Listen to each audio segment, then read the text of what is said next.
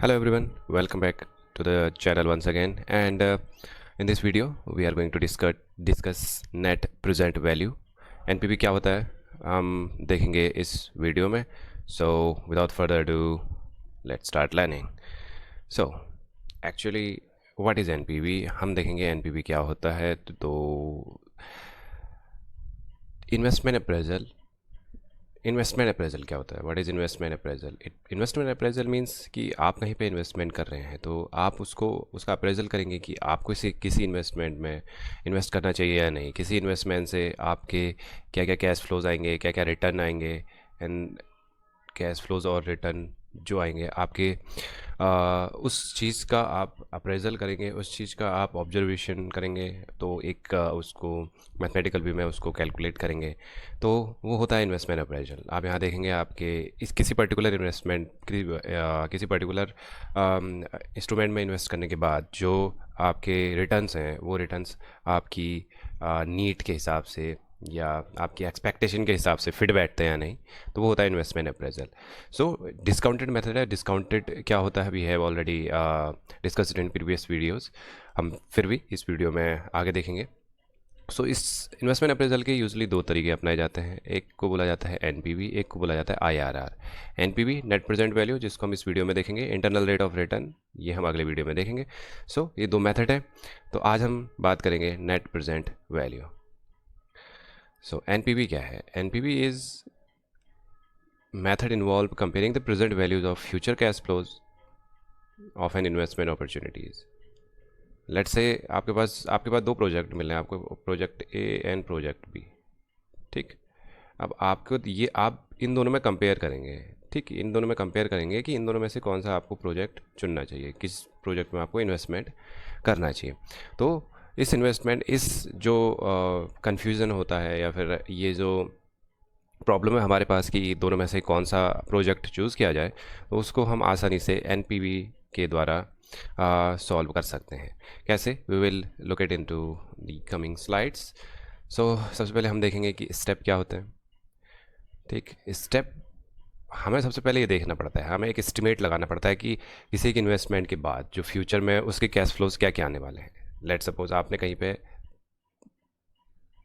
1000 rupees का investment किया, तो आप एक एस्टिमेट करते हैं कि हाँ पहले साल मुझे 500 का रिटर्न आएगा, अगले साल मुझे 400 का रिटर्न आएगा, 200 का रिटर्न आएगा, व्हाटएवर कोई भी फिगर हो सकती है. तो सारे कैश फ्लोज आप जो है एस्टिमेट करेंगे कि फ्यूचर में उससे क्या क्या आपके रिटर्न आएगा, क्या क्या आपके कैश फ्लो होगा, कि कौन सा कैश. ये जब आपने 1000 इन्वेस्ट किया तो आपका कैश आउटफ्लो हुआ, आपने कैश इन्वेस्टमेंट किया, अब उसके बदले में फ्यूचर में क्या क्या आपको रिटर्न आएगा वो आप एस्टिमेट करेंगे.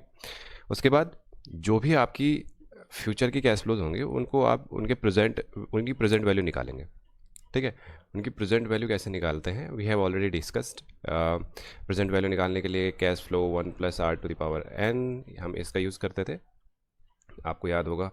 सो again we will use this particular formula, और जितने भी कैश फ्लोज हैं उनको कन्वर्ट करेंगे किसमें, प्रेजेंट वैल्यू इक्विवेलेंट में. देन टोटल हर साल का जो प्रेजेंट वैल्यू आएगा उन सारे प्रेजेंट वैल्यू को हम ऐड करेंगे. देन जो इनिशियल इन्वेस्टमेंट है उसको हम सब्ट्रैक्ट कर लेंगे. तो कहने का मतलब एक चीज़ अगर आप यहाँ पे देख सकते हैं, तो जो हम ऑलरेडी वीडियो कर चुके हैं, काफ़ी वीडियोस हैं प्रेजेंट वैल्यू में.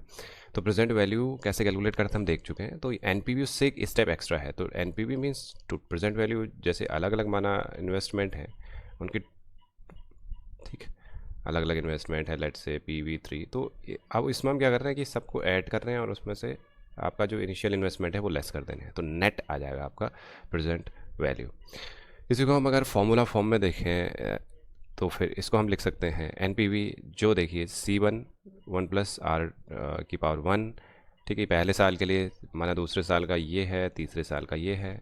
तो ऐसे ही nth टर्म तक ये चलता है, और एट दी एंड हम इसमें से आई लेस कर देते हैं. इसको अगर आसान भाषा में अगर हम लिखना चाहें, NPV is equal to summation of C upon 1+r⁴n minus I मतलब इन्वेस्टमेंट है, C यहाँ पे कैश फ्लो है, R है यहाँ पे rate of return.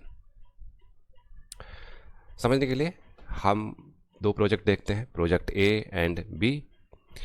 Project A कहता है कि कहीं पे आपने -2000 मीन्स आपने कहीं पे एक इन्वेस्टमेंट किया, आपका कैश माइनस में है, मतलब आउटफ्लो है, आपकी जेब से पैसा बाहर गया है, यानी कि आपने इन्वेस्टमेंट किया है।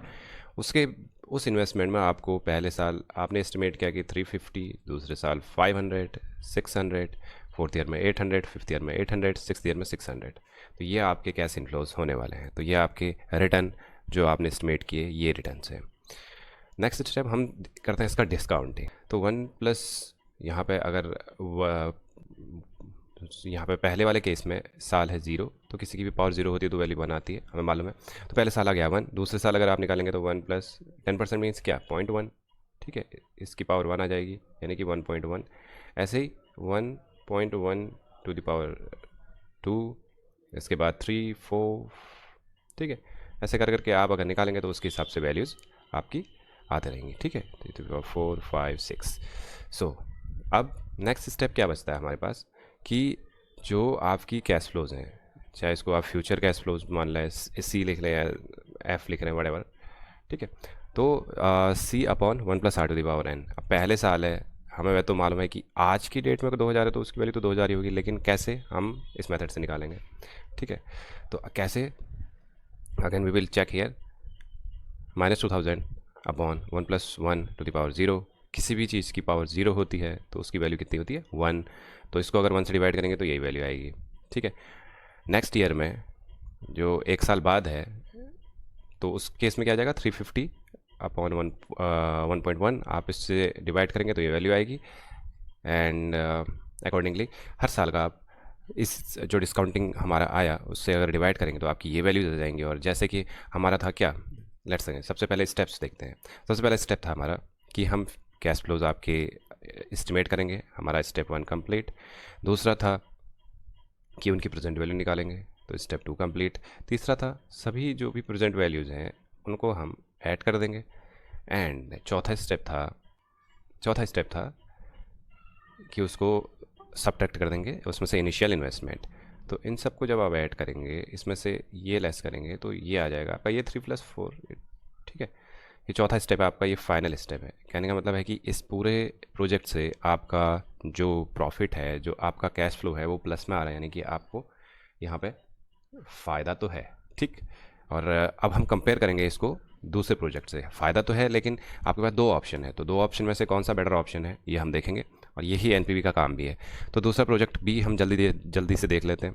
प्रोजेक्ट बी कहता है कि ये आपके कैश इनफ्लोज हैं, आपको ये इनिशियल इन्वेस्टमेंट करना है, उसके बदले में आपको जो है ये आपके रिटर्न्स आने वाले हैं। Again discounting we already discussed कि ये वैल्यूज़ कहाँ से हमने प्राप्त की। So again come to the solution year. तो अगेन हम प्रेजेंट वैल्यू निकाल लेंगे हर साल की। ठीक, इन सब का आपका ऐड कर लेंगे और इसमें से आपकी प्रेजेंट वैल्यू लेस कर देंगे, नेट आएगा, यानी कि जितना भी आपने ये सारी चीज़ें ऐड करने के बाद जो वैल्यू आएगी और उसमें से 1500 आप लेस कर देंगे तो आपका एनपीवी आ जाएगा +373.33। ठीक, तो अब कहने का मतलब आपने 2 जगह इन्वेस्टमेंट करना था। ठीक है, 2 जगह आपका 2 प्रोजेक्ट थे और 2 प्रोजेक्ट में आपने देखा कि दोनों प्रोजेक्ट की नेट प्रेजेंट वैल्यू पॉजिटिव है। It means until and unless कि आपको लॉस हो रहा हो तो आप वहाँ इन्वेस्टमेंट नहीं करेंगे। तो दोनों प्रोजेक्ट में आप इन्वेस्ट कर सकते हैं।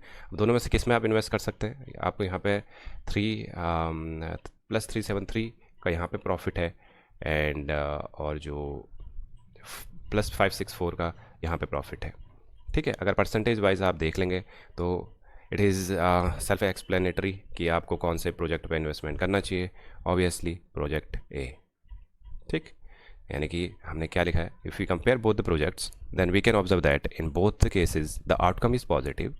तो कहने का मतलब दोनों आउटकम पॉजिटिव होना चाहिए, तो दोनों पॉजिटिव है। और but when you have to choose one project then you will opt project A. Sorry, project A क्यों, हमने देख लिया प्रोजेक्ट ए अराउंड 500 समथिंग और प्रोजेक्ट बी था 300 समथिंग।